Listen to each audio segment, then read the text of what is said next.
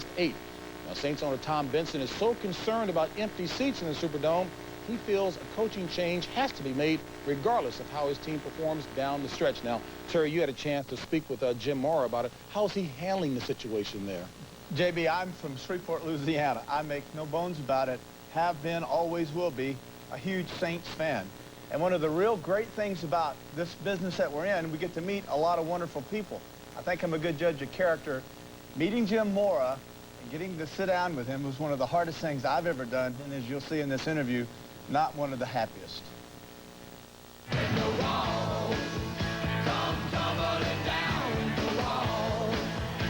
Do you feel that your job is secure with the progress the Saints have made, or do you feel like no matter what happens, if we win the next 3 games, I'm out of here? I don't know what's going to happen, and I haven't had any conversation with Mr. Benson about my job. I know there's been a lot of talk about a chance of me getting fired, but it hasn't distracted me, and it hasn't distracted the team. This is my 10th year as the head coach in New Orleans, so 10 years is a long time.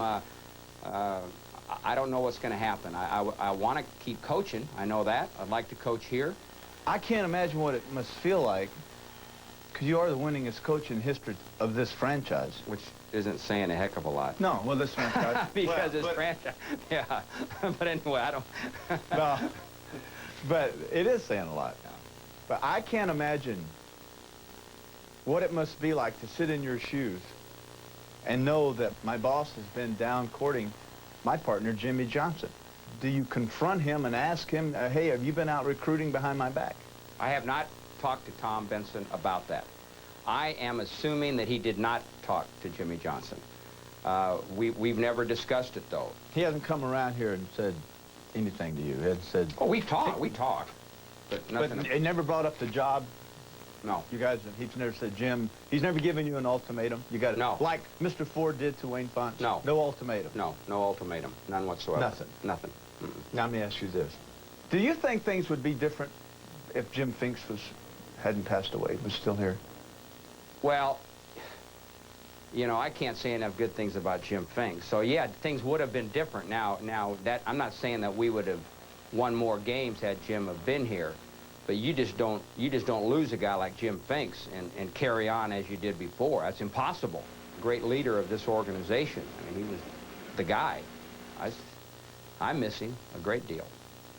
Are you happy with what you've done so far? We've won 90 games in almost 10 years, which is difficult, but we've had basically very competitive teams here, 4 playoff teams. The thing I'm disappointed in is we haven't done as well in the playoffs. We've never won a playoff game here, and hey, I've made a lot of mistakes here earlier in my career, and I'm still making them, but I'm not ashamed of what we've accomplished here. Do you feel that it's come, it's gone, it's peaked, now you move on, you start over and get that excitement going again? You can wear out your welcome, but I don't know. I don't know the answer to that. You think you've worn your... I hope not. I hope not.